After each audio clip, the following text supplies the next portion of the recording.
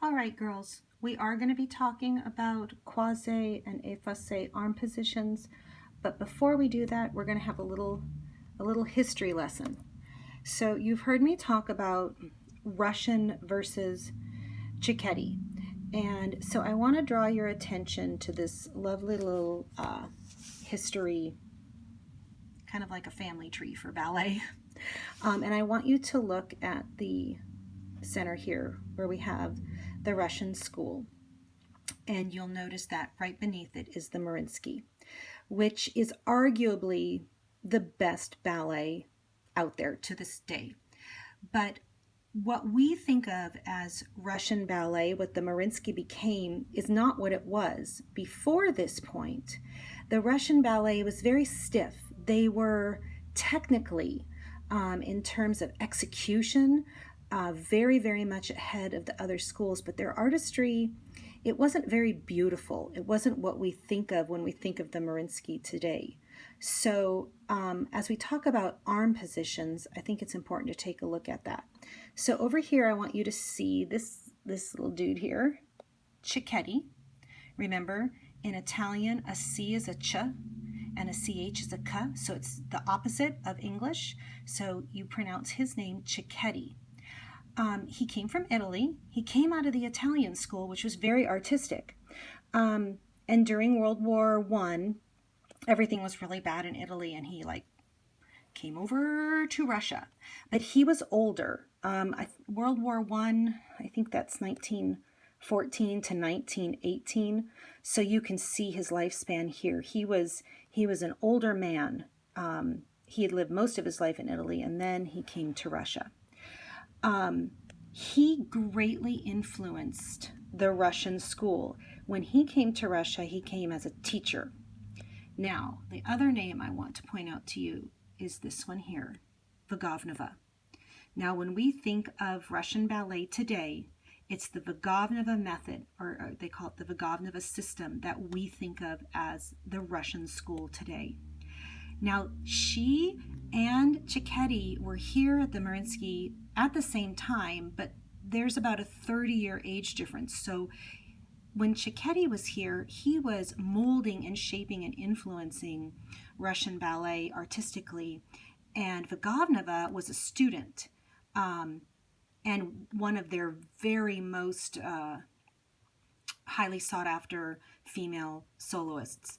And she was greatly influenced, learning all the changes and ways that Cicchetti was expanding the Russian school.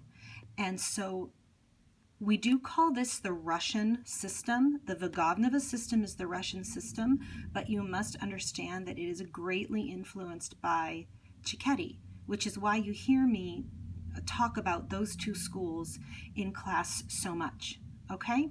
So now, moving on. All right. Here is another book. This is my Vagovnova book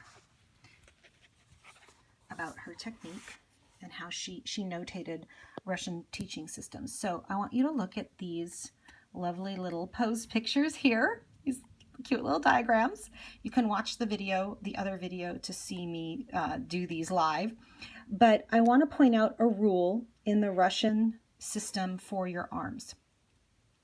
Anytime the working leg, so that's the leg that's extended in tendu, is in a devant position, this diagram and this one, both of these croise devant, efface devant. So the working leg is in front of you in devant.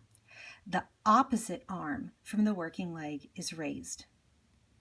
Do you see that? And the opposite is true for any position in derriere. So if the working leg, this leg here, is in derriere, or in croise, the working leg is this one here, in derriere behind you, then the same arm as the working leg is raised. Can you see that? So this is the Russian school. The Cicchetti arm positions and the body positions for these arabesques are slightly, not arabesque, poses are slightly different. but I think it's very difficult to try to learn them all at once. So for right now, I just want you to focus on the Russian ones and master those. And then once you have them, we can talk more about other styles and variations. I do have one other picture. I wanted to show you a live person.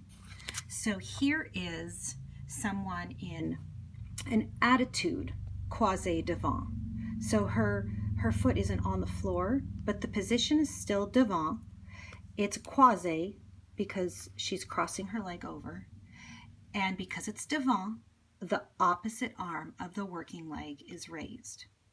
So this is her working leg, and this is her standing leg, and the opposite one.